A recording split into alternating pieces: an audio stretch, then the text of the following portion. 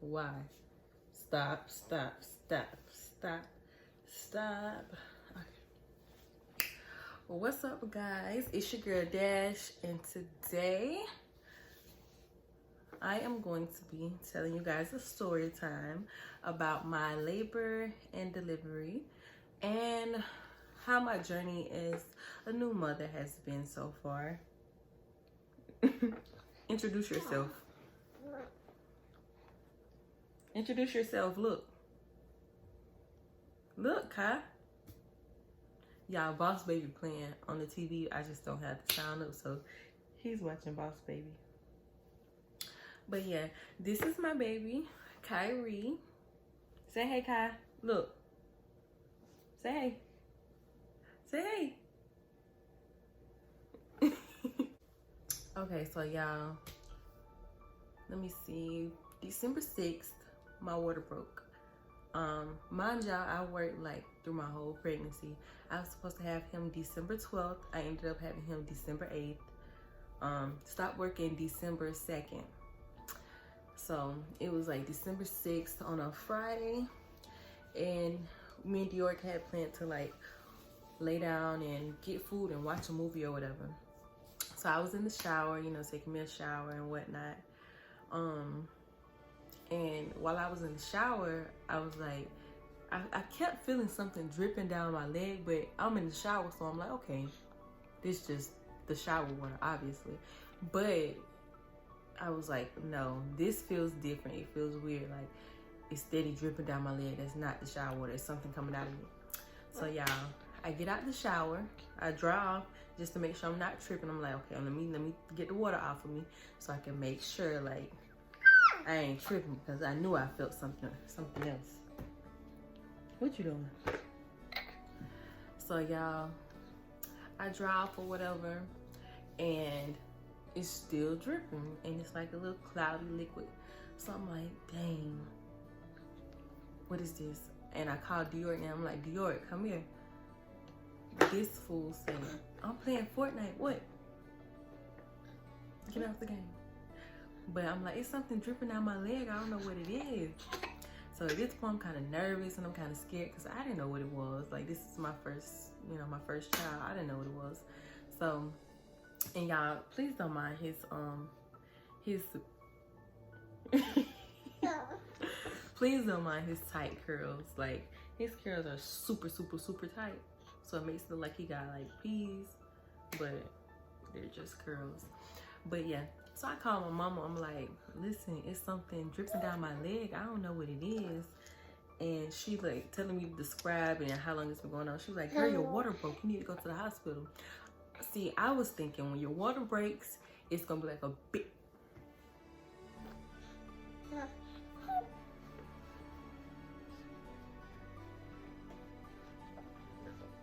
You nasty.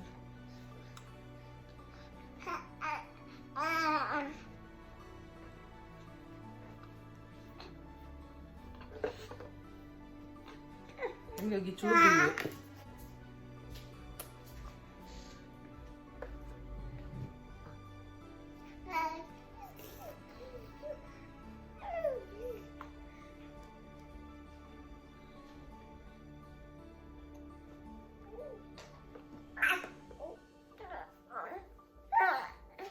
Stop, Kai.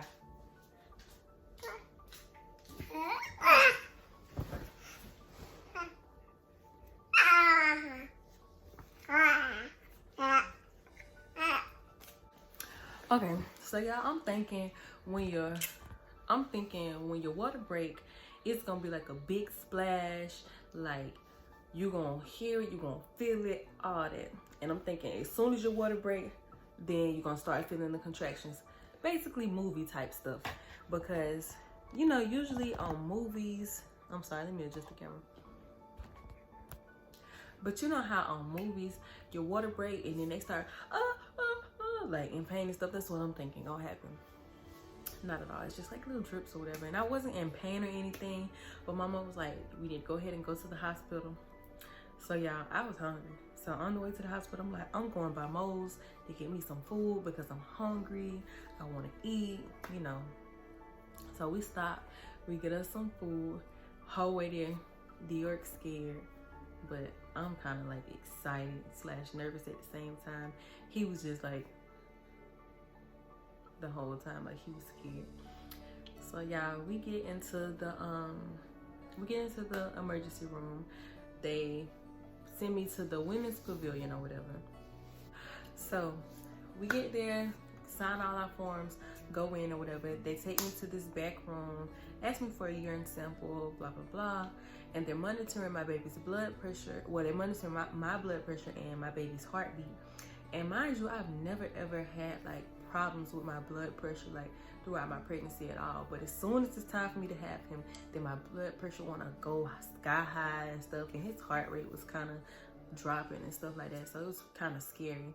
So we were in the room for probably about a good hour or two, texting my mom back and forth, letting her know what's going on or whatever. And then they finally sent me to a room, which wasn't my delivery room, but they sent me to a different room. So we're in the room. It's me, my mom, my grandma, my sister, Dior's mom, Dior, you know, all of us. And I'm not feeling any contractions. I've dilated like, I think it said I dilated 3 centimeters. Don't pull your hair. Don't pull your hair. Don't pull your hair. Thank you. But I think they said I dilated like 3 centimeters. I dilated like 3 centimeters. And I started feeling a little bit of contractions, but not real bad. I was still able to like function, talk, all that. So, they gave me some medicine to try to, excuse me, they gave me some medicine to try to like speed the contractions up or make them stronger or whatever, so that I could dilate more. So y'all, whatever medicine they gave me, it made me itch so bad to the point where like I couldn't even sleep. Like, it was horrible. I didn't know what to do. But I couldn't even sleep. I was itching. But then it kind of calmed down. So then I was kind of off and on. I was in and out. And like, it was still itching, but not too bad. So after that, they sent me to a different room, which would be the room that I gave birth in, supposedly. So, no contractions for a while. And then they hit. Y'all, when them contractions hit, I was screaming, I was crying. I was like, get this baby out of me. It hurt. Like, listen, I don't care what nobody says. Those contractions, they hurt. I'm not lying. They hurt. Everybody has a different experience with labor though. So if you are pregnant, don't let me scare you up, because my labor and delivery experience will be different from your labor and delivery experience. But to me, those contractions hurted. I had already said from the jump, if they hurt too bad, I'm getting an epidural. So I ended up getting an epidural. I'm honestly like scared of needles. I'm very scared of needles. I can't get a shot to this day without crying and whining or something. I'm 21 years old. Why? What's the problem? What's the problem? But yeah, so there can only be one person in the room with you while you're getting the epidural. So my mom was in the room with me or whatever, because she comforts me. So let me take him out of here because he's acting it. But yeah, y'all, my mama was in the room with me when I got my epidural. And honestly, the epidural didn't really hurt. It's just like, it's like this one part where I don't know if they're putting the medicine in or I don't know what they're doing, but it's a lot of pressure on your back, like a whole lot of pressure on your back. And it's like, it's uncomfortable, but it doesn't really hurt. So yeah, they gave me the epidural. I was fine. Epidural went good. Loved it. Awesome. I was feeling so good, y'all. I slept good. Blah, blah, blah. Mind y'all, it's like Saturday now. It's Saturday now because I had been in the emergency room overnight, and then, you know, they was trying to get me through the process of having my baby, trying to get me to dilate or whatever. So it's Saturday, still no baby. y'all, at one point the epidural wore off too. I told him, listen, I need more. Those contractions are not it. And girl, I'm talking about girl. But they had me like in a whole bunch of different positions trying to get him to come. Like they had a ball up under my legs. They had me on my knees at one point. Like it was just so much. But they didn't want to let me walk around the hospital because I don't know. Because I had the epidural, I think. I don't know. But y'all, those things were hurting me so freaking bad. So they was steady like trying to get me to have him vaginally, but that wasn't working at all because I kept dilating and they kept like feeling for his head. They could feel his head, like the crown of his head, but he wasn't trying to move anymore. Like my cervix was not expanding anymore or whatever. So and eventually his head was starting to get swollen or whatever. But yeah, so he was in me. I think I got to like 9 centimeters. Yeah, I got to 9 centimeters and he stopped completely. Like no more dilating or nothing. They were monitoring me for like a day or 2 days. He did not dilate. I mean, I did not dilate at all. So eventually I had to get an emergency C-section because he was inside of me too long without a sac. Like all my fluids were completely gone. Like, cause I had been in labor for like 2 or 3 days. So all my fluids were completely gone. He was just inside of me without a sac. So he ended up getting an infection and I ended up getting an infection as well, which made us have to stay in the hospital a little bit longer. So I'm laying in the bed or whatever, and a whole bunch of nurses start running in the room, like putting my bed down. Like I feel fine, I'm talking, everything, but they start putting my bed down, like strapping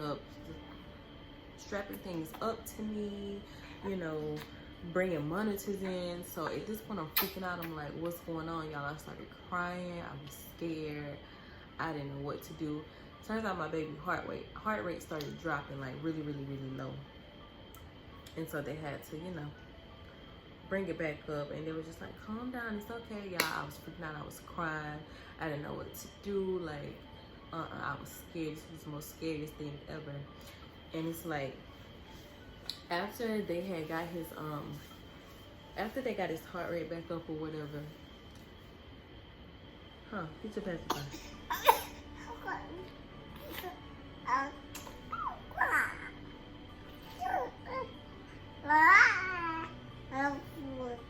After they got his heart rate back up or whatever, that's when still there was no improvement. Like he wasn't coming at all. So we had to opt for an emergency C-section. They got me back to the surgery room. They gave me this medicine. It's basically like an epidural but stronger. And they were like, listen, if you can feel this, they kept putting a knife to my stomach, like a scalpel or whatever it was, to my stomach, and they was like, can you feel this? I was like, yes. I'm telling them, like, I feel one side of my body still. Like, I can still move my toes, I can still move my leg, my feet. Like, you're not supposed to be able to move anything from the waist down once they give you that medicine when you're about to have a C-section. And they kept putting the scalpel to my stomach, and the nurse was like, can you feel this? I'm steady telling her, yes, I can feel it. She did it again. Can you feel this? Yes, I can feel it. So the third time, I'm like, I can feel it. Don't cut me. I start crying. I'm like, yes, I can feel it. I can feel it. I can feel it. Do not cut me. So eventually they had to put me to sleep. I woke up like hours later, y'all. I went to sleep so fast. Like the last thing I remember is the nurse saying, it's okay, don't cry. And then I woke up. Woke up to everyone saying, Chelsea, your baby was so big. Oh my goodness, he's here, blah, blah. And y'all, I'm like, where is he? I want to see my baby. I want to see my baby. I want to see him. So at first they was telling me, you're not going to be able to see your baby for about 3 to 4 hours. I'm like, who? Roll me to the, what is it called? Roll me to the nursery. That's what I was like. Roll me to the nursery because I want to see my baby. Yeah, I'll insert clips too. My baby was 9 pounds, 7 ounces. If I would have had him vaginally, he would have torn me from the Rudy to the Tootie. If I would have had him vaginally, I would have been torn. He was so big, y'all, and he's so long, which I knew he was going to be tall because I'm tall and his dad's tall. So I knew he was going to be tall. But I did not know he was going to be 9 pounds. So yeah, after I had him, we had to stay in the hospital for a few days. I think like a day or two longer than normal because I had a fever and they couldn't get my fever down sometimes. And then they wanted to make sure he was okay, like because both of us had an infection, so both of us were on antibiotics. But yeah, y'all, after we got home from the hospital, mommy life started. And I'm not gonna lie, it was different because I wasn't used to waking up every 2 to 3 hours to feed a baby. You know, I wasn't used to having to change diapers all the time and stuff like that. But I mean, when you're a mom, you just adjust to it. Like it starts to come naturally after a while. Of course, it's gonna be different at first because it's something that you haven't done before. You know, if you're a first-time mom, it's something that you haven't been through before.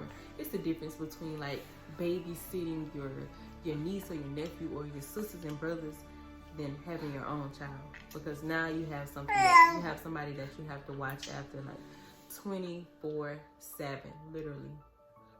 So yeah, mommy life is, I'm not gonna lie, it has its ups and downs, more ups than downs though. Like when you become a mom, you sacrifice a lot.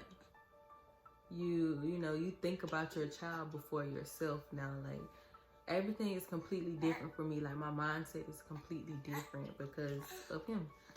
And it's like now, whatever I do it, I think about him first. He always comes first. I always put him first. Make sure whatever I choose to do, whatever choices I make is gonna benefit him. And he's a pretty good baby, y'all. Y'all, the only thing I can say, which was a bad part for me, is when he like started growing up more and had his days and nights mixed up. So he would like sleep all day and then try to stay up all night. And I was like, no, that's not gonna work. So I put him on a sleeping schedule. I made him stay up during the daytime, and it's gonna be hard. It's gonna be difficult because you have to keep a baby entertained like every minute, because if you don't entertain them, they're bound to fall asleep or just cry the whole time. So I had to keep him entertained. Let's start like making him take less naps throughout the day, you know. Try to turn on the TV so he can watch it, play with some toys, open a window, you know, go outside. But I couldn't really go outside because I had him in December and it was pretty cold. So I couldn't really go outside too much, but I did put him on a sleeping schedule. I made him stay up a lot during the day, let him take a couple naps, but I made him get up from 6 p.m. to 9 p.m. From 6 to 7, we're playing, watching TV, blah, blah, blah. 7 to 8, basically the same thing. 8 o'clock, I put him in the tub. Can you let my hair go? 8 o'clock, I put him in the tub. I bathe him, you know, feed him, get him ready for bed or whatever. And then by 8:30, 8:45, he knows it's time to wind down. He knows it's time for me to settle down. It's time for me to calm down. I gotta lay down because it's time for me to go to sleep. And by 8:50, 8:55, 9 o'clock, he's sleeping. He would sleep for the rest of the night until about maybe 5:30, 6 in the morning. But if he does wake up at about 5:30 or 6, he wants a bottle, but he will go right back to sleep after that. Now, it's pretty different because he just hit 4 months. I know he doesn't look like it. Show him, fatty boy. Show him, fat man. Look, Kai. Hey. But y'all, he doesn't look 4 months, but he just hit 4 months. So now he's kind of going through a little bit of sleep regression. He's a little more awake now. So now he wakes up probably like 4 o'clock in the morning for a bottle, and then he'll go back to sleep probably like 15-20 minutes later. and he'll sleep until about 7 or 8. But I mean, I have to get up for work at about 6 o'clock. So when he wakes up, it's time for me to take him to daycare. But yeah, being a mom is pretty fun. It's a great experience. When you're a mom, you become stronger. Like, you find strength from where you thought you would never find strength. Like, a salute to the moms who do it with more than one baby at a time, because this is hard. It takes a lot of patience, you know. It's hard, but it's enjoyable. Like, you gotta be really, really, really strong to be a mom. Y'all know how when y'all talking with lip gloss on and it start to get white, I don't like that. But to be a mom, you have to be really, really strong. Like, you have to be really strong. I don't feel like, tell him, Kaka. All right, y'all. So he want to start acting up. So I'm just going to end the video right there. Y'all don't forget to like, comment on this video, and subscribe to our channel, and follow our social medias. You want to say something, Kaka? Don't forget to like, comment, and subscribe. And follow my mommy and daddy on their social medias. Bye-bye.